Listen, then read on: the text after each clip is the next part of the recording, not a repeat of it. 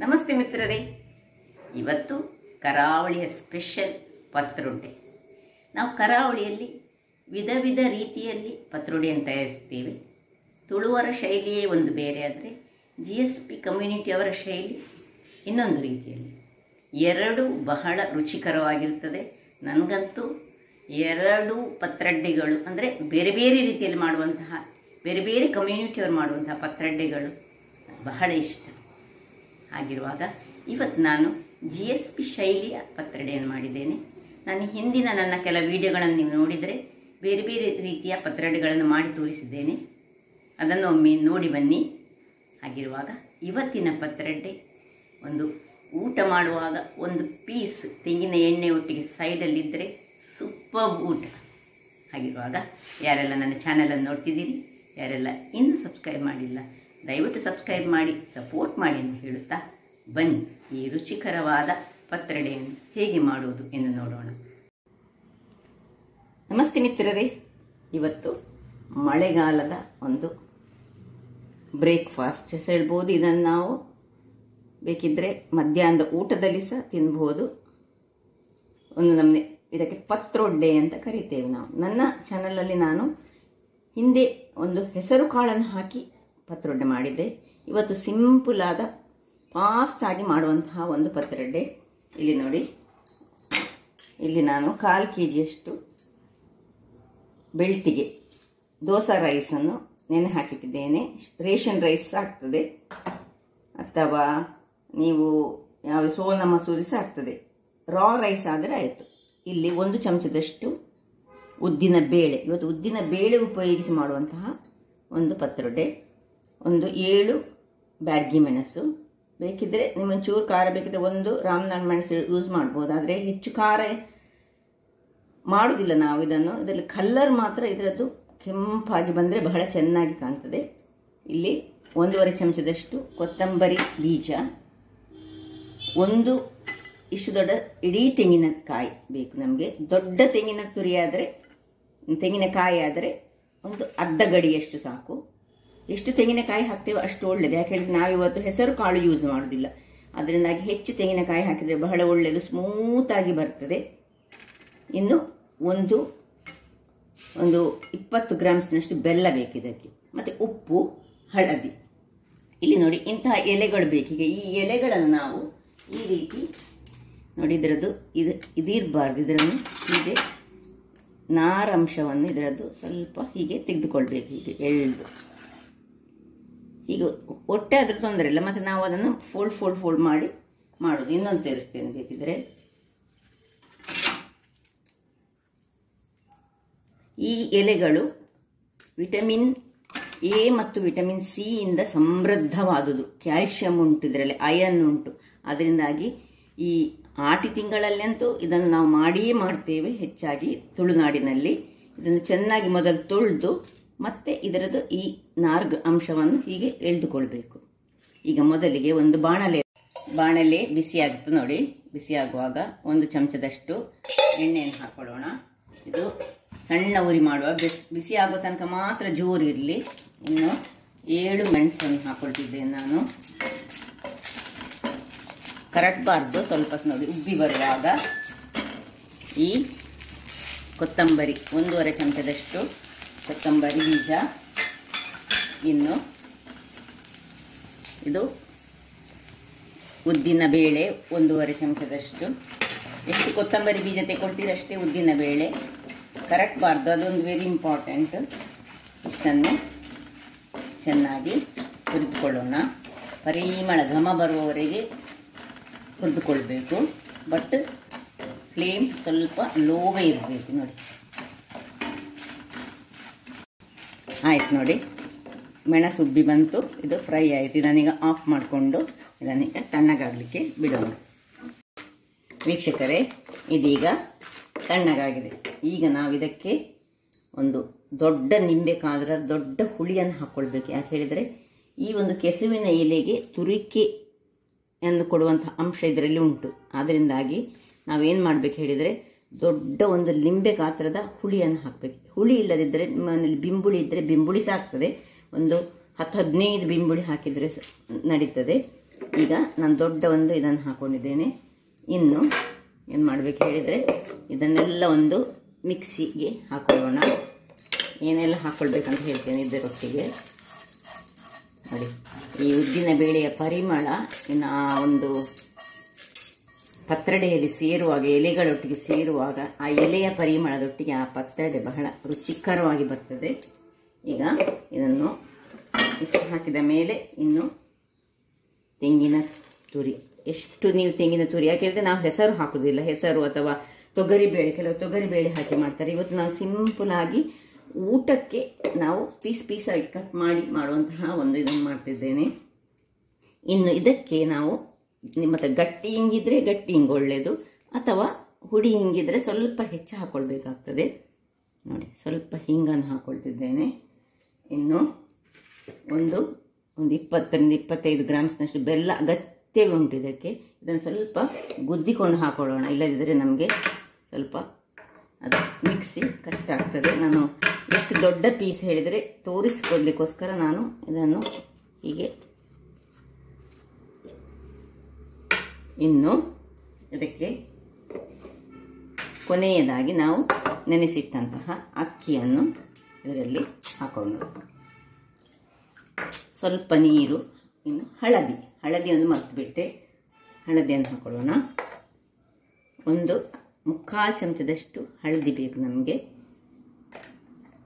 ಇನ್ನು ಸ್ವಲ್ಪ ನೀರನ್ನು ಹಾಕ್ಕೊಂಡು ಒಳ್ಳೆ ಫೈನಾದ ಒಂದು ಬ್ಯಾಟರ್ ಮಾಡಿ ತರ್ತೇನೆ. ವೀಕ್ಷಕರೇ, ಇಲ್ಲಿ ನೋಡಿ, ಹಿಟ್ಟು ರೆಡಿ ಆಗಿದೆ. ನೋಡಿ, ಇಷ್ಟು ಈ ರೀತಿಯಾಗಿ ನೋಡಿ, ಸ್ವಲ್ಪ ಫೈನಾಗಿ ಬರಬೇಕು. ಈಗ ಇದನ್ನೊಂದು ಜಾರಿಗೆ ಟ್ರಾನ್ಸ್ಫರ್ ಮಾಡ್ಕೊಳ್ಳೋಣ, ಅಥವಾ ಬೌಲಿಗೆ ಟ್ರಾನ್ಸ್ಫರ್ ಮಾಡ್ಕೊಳ್ಳೋಣ. ಇದಕ್ಕೆ ಮಿಕ್ಸಿ ತೊಳೆದ ನೀರನ್ನು ಹಾಕಿ ಸ್ವಲ್ಪ ನೀರು ಮಾಡ್ಕೊಳ್ತೇನೆ. ಪರಿಮಳ ಅಂತೂ, ಮಸಾಲೆಯ ಪರಿಮಳ ಉಂಟಲ್ಲ, ಬಹಳ ಚೆನ್ನಾಗಿ ಬರ್ತಾ ಉಂಟು. ಸೊ ಇವತ್ತು ನಾನು ಹೆಸರು ಕಾಳು ಅಥವಾ ತೊಗರಿಬೇಳೆ ಅಥವಾ ಕಡಲೆಬೇಳೆ ಏನು ಹಾಕದೆ ಮಾಡಿದ್ದೇನೆ. ನನ್ನ ಚಾನಲಲ್ಲಿ ನೀವು ಹೋದರೆ ನಿಮಗೆ ನಾನು ಹೆಸರು ಕಾಳು ಹಾಕಿ ಮಾಡಿದಂತಹ ಒಳ್ಳೆ ವ್ಯೂಸ್ ಕೊಟ್ಟಂತಹ ಒಂದು ಪತ್ರೊಡೆಯ ರೆಸಿಪಿ ಉಂಟು. ಪ್ಲೀಸ್ ಅದನ್ನು ಹೋಗಿ ನೋಡಿ, ನಿಮಗೆ ಬಹಳ ಖುಷಿ ಆಗ್ಬೋದು. ಅದು ಸಹ ಬಹಳ ಚೆನ್ನಾಗಿ ಬರ್ತದೆ. ಇದು ಊಟಕ್ಕೆ ಅಂತೂ ಸೂಪರ್ಬ್ ಆಗಿರ್ತದೆ. ನೋಡಿ, ನೀವು ನೋಡೋದು ನಿಮಗೆ ಗೊತ್ತಾಗ್ತದೆ ಮಾಡಿ ಆದ ಮೇಲೆ ಹೇಗೆ ಆಗ್ತದೆ ಹೇಳಿ. ನೋಡಿ, ಇನ್ನು ಇದಕ್ಕೆ ಸ್ವಲ್ಪ ನೀರನ್ನು ಹಾಕ್ಕೊಂಡು ನಾನು ಇದರ ಹದವನ್ನು ಇನ್ನು ಈಗ ನಿಮಗೆ ತೋರಿಸ್ಕೊಡ್ತೇನೆ. ವೀಕ್ಷಕರೇ, ನೋಡಿ, ಇದರ ನೀರನ್ನು ಹಾಕಿಕೊಂಡೆ. ಈಗ ಇದಕ್ಕೆ ಸ್ವಲ್ಪ ರುಚಿಗೆ ತಕ್ಕಷ್ಟು ಉಪ್ಪು, ಸಾಧಾರಣ ಒಂದು, ನೀವು ಗ್ರೈಂಡ್ ಮಾಡುವಾಗ ಸಹ ಉಪ್ಪು ಹಾಕ್ಕೊಳ್ಬೋದು, ಏನು ತೊಂದರೆ ಇಲ್ಲ. ಸ್ವಲ್ಪ ಉಪ್ಪು ಅಗತ್ಯ ಉಂಟು. ಉಪ್ಪು, ಹುಳಿ, ಬೆಲ್ಲ, ಖಾರ ಇದೆಲ್ಲ ಸೇರಿ ಆಗುವಂತಹ ಈ ಒಂದು ರುಚಿಕರವಾದ, ಚೆಕ್ ಮಾಡಿಕೊಳ್ಳಿ ಮತ್ತೆ ಎಷ್ಟು ಉಪ್ಪು ಕರೆಕ್ಟ್ ಉಂಟಾ ಅಂತ ಹೇಳಿಕೊಂಡು ಈಗ ಒಳ್ಳೆ ಕಲರಿಸಿಕೊಳ್ಳೋಣ. ವೀಕ್ಷಕರೇ, ಹಿಟ್ಟು ರೆಡಿಯಾಗಿದೆ. ಇಲ್ಲಿ ನಾನು ಸ್ಟೀಮರನ್ನು ಈಗಲೇ ಇಟ್ಕೊಳ್ತೇನೆ. ಸಣ್ಣ ಉರಿಯಲ್ಲಿ ಸ್ಟೀಮರನ್ನು ಇಟ್ಟುಕೊಂಡ್ರೆ ಆದ ಹಾಗೆ ಇದನ್ನು ನಾವು ಮಾಡ್ಕೊಳ್ಬೋದು. ಸ್ಟೀಮರ್ ಬಿಸಿ ಆಗ್ತಾ ಇರುವಾಗ ನಾವೀಗ ಸುರಿಗೆ ಇದ್ದದ್ರಲ್ಲಿ ದೊಡ್ಡ ಎಲೆಯನ್ನು ನಾವು ತೆಗೆದುಕೊಳ್ಬೇಕು. ನೋಡಿ, ಹೀಗೆ ಒಂದೊಂದೇ ಎಲೆಗಳನ್ನು ಹೀಗೆ ಇಟ್ಟು ನಾವೊಂದು ಪ್ಲೇಟ್ ತೆಗೆದುಕೊಂಡು ಅದರಲ್ಲಿ ಇಟ್ಟರೆ ಬಹಳ ಉತ್ತಮ. ನೋಡಿ, ಇದು ತೆಗೆದ ಕೂಡಲೇ ಕಪ್ಪಾಗೋದು. ನೋಡಿ, ಇದು ನಾವು ಚೂಟಿದ ಕೂಡಲೇ ಇದರದ್ದು ನಾರನ್ನು ನಾನು ತೆಗೆದಿದ್ದೇನಲ್ಲ, ಹಾಗಾಗಿ ಇದು ಸ್ವಲ್ಪ ಕಪ್ಪು ಬರ್ತದೆ. ನಾವು ಇದನ್ನು ಕಟ್ ಮಾಡುವಾಗ ಸಹ ಕೈಯಲ್ಲಿ ಕಟ್ ಮಾಡೋದು. ಕತ್ತಿಯಲ್ಲಿ ಕಟ್ ಮಾಡಿದರೆ ಅದರ ಪವರ್ ಹೋಗ್ತದೆ ಅಂತ, ಅದರಿಂದಾಗಿ ಕೈಯಲ್ಲೇ ನಾವು ಈ ಎಲೆಗಳನ್ನು ತೆಗೆದುಕೊಳ್ಬೇಕು.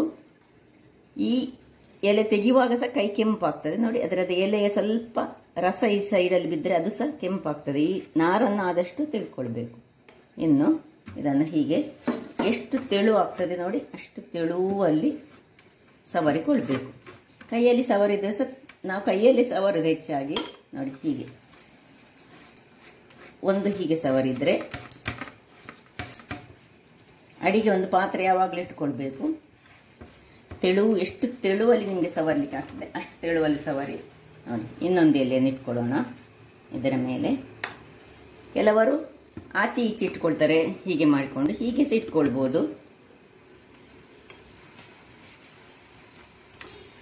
ಹೀಗೆ ಒಟ್ಟು 7 ರಿಂದ 8 ಎಲೆ ಅಥವಾ 6 ಎಲೆ ಸಹ ಆಗ್ತದೆ. ದೊಡ್ಡ ದೊಡ್ಡದಾದರೆ 3 ಎಲೆ ಸಹ ಸಾಕಾಗ್ತದೆ ನೋಡಿ.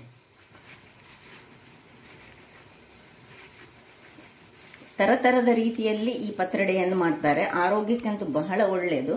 ಆದರೆ ಕೆಲವು ಡಿಸೀಸ್ನವರು ಇದನ್ನು ಕಿಡ್ನಿ ಪ್ರಾಬ್ಲಮ್ ಎಲ್ಲ ಇರುವವರು ಹೆಚ್ಚಾಗಿ ಇದನ್ನು ತಿನ್ನಬಾರ್ದು ಅಂತ ಹೇಳ್ತಾರೆ. ಸೊ ನೋಡಿ 3 ಎಲೆ ಆಯಿತು. ಈಗ ಸಣ್ಣ ಸಣ್ಣ ಸಣ್ಣ ಎಲೆಗಳನ್ನು ಇಡ್ತಿದ್ದೇನೆ. 4ನೇ ಎಲೆ ಎಷ್ಟು ತೆಳು ಆಗ್ತದೆ ಅಷ್ಟು ತೆಳುವಲ್ಲಿ ಮಾಡ್ಕೊಳ್ಳೋದು ನೋಡಿ. ಇನ್ನೊಂದು ಎಲೆ ಇಟ್ಕೊಂಡೆ.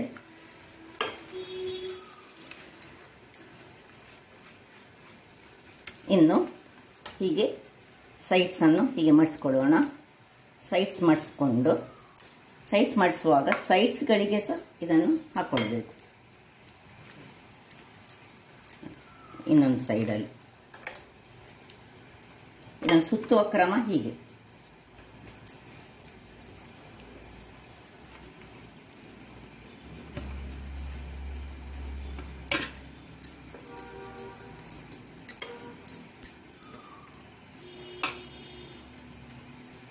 ಇನ್ನು ಈ ಸೈಡನ್ನು ಮಡ್ಚಿಕೊಂಡ್ರೆ ಆಯಿತು.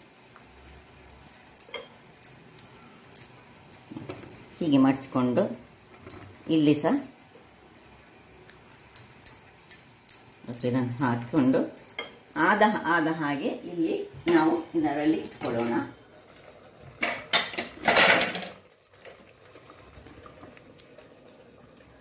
ನೀರು ಸಹ ಬಿಸಿಯಾಗಿದೆ. ಒಂದನ್ನು ಇಟ್ಟುಕೊಂಡೆ. ಇನ್ನು ಹಾಗೆ ಉಳಿದ ಇದನ್ನು ನಾನು ಮಾಡ್ಕೊಳ್ತೇನೆ. ಹೀಗೆ ಇಟ್ಕೊಳ್ಳೋದು ಒಂದೊಂದಾಗಿ. ಎಲೆ ದೊಡ್ಡ ಸುರಿಗೆ ಬೇಕು ನಮಗೆ ನೋಡಿ. ಇದು ಎಲೆ ದೊಡ್ಡದುಂಟು. ಈ ದೊಡ್ಡ ಎಲೆಯನ್ನು ಸುರಿಗೆ ಹಾಕೊಂಡು ಹೀಗೆಲ್ಲವನ್ನು ನಾನು ನಿಮಗೆ ಮಾಡಿಸಿ ತೋರಿಸ್ತೇನೆ. ಎರಡನೇದನ್ನು ಸಹ ರೆಡಿ ಮಾಡ್ತದೆ. ಒಂದು ಎಲೆ ಹೀಗೆ ಇರುವಾಗ ಇನ್ನೊಂದು ಎಲೆಯನ್ನು ನಾವು ಇನ್ನೊಂದು ಸೈಡ್ನಲ್ಲಿ ಸಹ ಹೀಗೆ ನೋಡಿ. ಇದು ಈ ಸೈಡಲ್ಲಿ ನಾವು ಮಾಡಿದರೆ ಇನ್ನೊಂದು ಸೈಡಿಗೆ ಸಹ ನಾವು ಮಾಡ್ಕೊಳ್ಬೋದು. ಇಲ್ಲಿ ನೋಡಿ ಹೀಗೆ.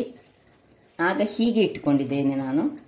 ಇನ್ನೊಂದನ್ನು ಹೀಗೆ ಇಟ್ಟುಕೊಂಡು ಒಂದು ಆಚೆ ಒಂದು ಈಚೆ ಹಾಗೆ ಮಾಡಿದರೆ ಸಹ ಸ್ವಲ್ಪ ನಮಗೆ ದಪ್ಪವಾಗಿ ಒಳ್ಳೆ ಕಟ್ ಮಾಡಲಿಕ್ಕೆ ಸುಲಭ ಆಗುವ ರೀತಿಯಲ್ಲಿ ಬರ್ತದೆ.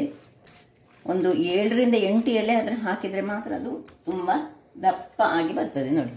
ಇದು ಈ ಸೈಡ್ ಹಾಕಿದರೆ ಇದನ್ನು ಈ ಸೈಡಿಗೆ ಹಾಕ್ಕೊಳ್ತಿದ್ದೇನೆ.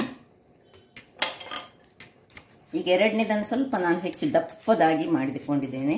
ಯಾಕೆಂದರೆ ನಮಗೆ ಕಟ್ ಮಾಡಿ ಪೀಸಸ್ ಮಾಡುವಾಗ ಅದು ಒಳ್ಳೆ ಅದರದ್ದು ಈ ಥಿಕ್ನೆಸ್ ಸ್ವಲ್ಪ ಅಗಾಲಾಗಿ ಬರ್ತದೆ. ಸೊ ಈಗ ನಾನೇನು ಮಾಡ್ತಿದ್ದೇನೆ ಅಂತ ಹೇಳಿದರೆ ನೋಡಿ, ಹೀಗೆ ಸಹ ಮಾಡ್ಕೊಳ್ಬೋದು. ಹೀಗೆ ಮಾಡಿ ಇದರ ಮೇಲೆ ಸ್ವಲ್ಪ ಇದನ್ನು ಹಾಕೊಳ್ಳೋದು.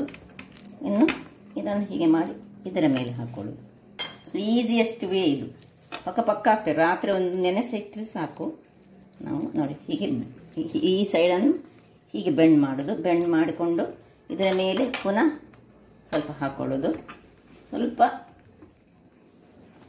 ಹೀಗೆ. ಇನ್ನು ದಪ್ಪ ಎಲೆ ಆದರೆ ಗಟ್ಟಿಯಾಗಿ ನಿಲ್ತದೆ ನೋಡಿ. ಹೀಗೆ ಹಾಕಿ ಇಲ್ಲಿ ನೋಡಿ ಇದರಲ್ಲಿ ಇದ್ದದಂತ ಒಳ್ಳೆ ಪ್ಲೇಟನ್ನು ನಾವು ತೆಗೆದುಕೊಳ್ಬೇಕು. ಇದೇ ಹಿಟ್ಟನ್ನು ಇದಕ್ಕೆ ಎಲ್ಲ ಸುತ್ತಿಕೊಳ್ಬೇಕು. ಹೀಗೆ ಮಾಡಿಕೊಂಡು ನಾವೀಗ ಬೇಯಿಸ್ಕೊಳ್ಳೋಣ. ಇನ್ನು ಮುಚ್ಚಳವನ್ನು ಮುಚ್ಚಿಕೊಂಡು ಒಂದು 15 ನಿಮಿಷಗಳ ಕಾಲ ಬೇಯಿಸ್ಕೊಳ್ಳೋಣ. ವೀಕ್ಷಕರೇ, 15 ನಿಮಿಷಗಳ ಬಳಿಕ ನೋಡಿ ಹೇಗೆ ಆಗಿದೆ ನೋಡಿ. ಈಗ ಇದು ತುಂಬ ಬಿಸಿ ಉಂಟು.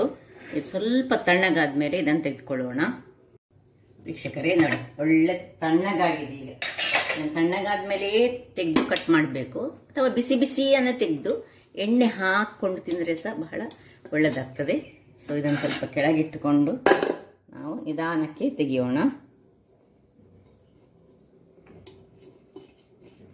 ನೋಡಿ, ಸ್ಮೂತ್ ಹೇಳಿದರೆ ಅಷ್ಟು ಸ್ಮೂತ್ ಆಗಿ ಉಂಟು. ಇದನ್ನು ಒಂದು ಸಣ್ಣ ಹೀಗೆ ಪೀಸಸ್ ಕಟ್ ಮಾಡಿಕೊಂಡು ನಾವು ಯೂಸ್ ಮಾಡ್ಬೋದು, ಅಥವಾ ಇದಕ್ಕೆ ಎಣ್ಣೆ ಹಾಕ್ಕೊಂಡು ತಿನ್ಬೋದು, ಅಥವಾ ನಾವು ಕಾಯಿಸ್ಕೊಂಡು ಸಹ ತಿನ್ಬೋದು. ಇದನ್ನು ನೋಡಿ ಹೀಗೆ ಪೀಸಸ್ ಆಗಿ ಕಟ್ ಮಾಡ್ಕೊಳ್ತೇನೆ. ಎಲ್ಲವನ್ನು ಹೀಗೆ ಕಟ್ ಮಾಡಿ ನಿಮಗೆ ತೋರಿಸ್ತೇನೆ. ಇಲ್ಲಿ ನೋಡಿ ಕಟ್ಟಿಂಗ್ ಎಲ್ಲ ಆಯಿತು. ಈಗ ಇದನ್ನು ಹೀಗೆ ಪೀಸಸ್ಗೆ ಒಂದು ಪೀಸಿಗೆ ತೆಂಗಿನ ಎಣ್ಣೆ ಹೀಗೆ ಹಾಕಿ ಸಹ ನಾವು ತಿನ್ಬೋದು, ಅಥವಾ ಈ ಪೀಸ್ಗಳನ್ನು ಇಲ್ಲಿ ಕಾವಲಿಯಲ್ಲಿ ಇಟ್ಟು ಒಂದೊಂದೇ ಪೀಸ್ಗಳನ್ನು ಸ್ವಲ್ಪ ಎಣ್ಣೆ ಹಾಕ್ಕೊಂಡು ಹೀಗೆ ಒಂದೊಂದೇ ಪೀಸ್ಗಳನ್ನು ಕಾಯಿಸಿದರೆ ಸಹ ಬಹಳ ರುಚಿಕರವಾಗಿ ಬರ್ತದೆ ನೋಡಿ. ಹೀಗೆ ಕಾಯಿಸ್ಕೊಳ್ಬೇಕು. ಕಾಯಿಸಿದ್ರಂತೂ ಸೂಪರ್ಬಾಗಿ ಬರ್ತದೆ. ಸ್ವಲ್ಪ ಎಣ್ಣೆ ಮಾತ್ರ ಜಾಸ್ತಿ ಬೇಕಾಗ್ತದೆ. ಖಾಲಿ ಸಹ ಹೀಗೆ ಕಾಯಿಸ್ಕೊಳ್ಬೋದು ಅಥವಾ ಹೀಗೆ ಎಣ್ಣೆ ಹಾಕಿಯೇ ಕಾಯಿಸ್ಬೇಕು. ಇದಕ್ಕೆ ಮೇಯ್ನ್ ಯಾಕೆ ಎಣ್ಣೆ ಹಾಕೋದು ಹೇಳಿದರೆ, ಈ ಕೆಸುವಿನ ಎಲೆ ಸ್ವಲ್ಪ ತುರಿಸುವ ಅಂಶವನ್ನು ಹೊಂದಿರೋದ್ರಿಂದಾಗಿ ಎಣ್ಣೆ ಹಾಕಿದಷ್ಟು ಬಹಳ ಉತ್ತಮ. ಹೀಗೆ ಕಾಯಿಸಿಕೊಂಡು ತಿಂದರೆ ಬಹಳ ರುಚಿಕರವಾಗಿರ್ತದೆ. ಇದು ಊಟಕ್ಕೆ ಕಾಯಿಸಿ ಅಥವಾ ಬ್ರೇಕ್ಫಾಸ್ಟಲ್ಲಿ ನೀವು ಮಾಡೋದಾದರೆ ನಾವೇನು ಮಾಡಬೇಕು ಹೇಳಿದರೆ, ಇದಕ್ಕೆ ಎಣ್ಣೆಯನ್ನು ಖಾಲಿ ಎಣ್ಣೆ ಹಾಕ್ಕೊಂಡು ತಿಂದರೆ ಸಹ ಆಗ್ತದೆ. ಅಥವಾ ಕೆಲವರು ಮಸಾಲೆಗೆ ಹಾಕಿ ತಿಂತಾರೆ. ಇದೆಲ್ಲ ಕಾಯ್ದುಕೊಳ್ಳಿ. ಕಾದಾದ ಮೇಲೆ ನಾನು ನಿಮಗೆ ತೋರಿಸ್ಕೊಡ್ತೇನೆ. ವೀಕ್ಷಕರೇ ನೋಡಿ, ಹೀಗೆ ಕಾಯಿತು ಒಂದು ಸರ್ತಿ ಒಮ್ಮೆ ಫ್ಲಿಪ್ ಮಾಡಿಕೊಳ್ಬೇಕು, ಅಡಿಮೇಲೆ ಮಾಡಿಕೊಳ್ಬೇಕು. ನೋಡಿ ಯಾವ ರೀತಿಯಲ್ಲಿ ಬಂತು ನೋಡಿ. ಇದು ಊಟಕ್ಕಂತೂ ಸೂಪರ್ಬಾಗಿರ್ತದೆ. ಈ ಒಂದು ಹೆಚ್ಚಾಗಿದನ್ನು ನಮ್ಮ GSP ಕಮ್ಯುನಿಟಿಯವರು ಇದನ್ನು ಹೆಚ್ಚಾಗಿ ಮಾಡ್ತಾರೆ. ಸೂಪರ್ಬಾದ ಹೀಗೆ ಖಾಲಿ ಇದನ್ನು ಇಲ್ಲಿರುವುದನ್ನು ಹೀಗೆ ಖಾಲಿ ಸಹ ಕಟ್ ಮಾಡಿ ತಿನ್ಬೋದು.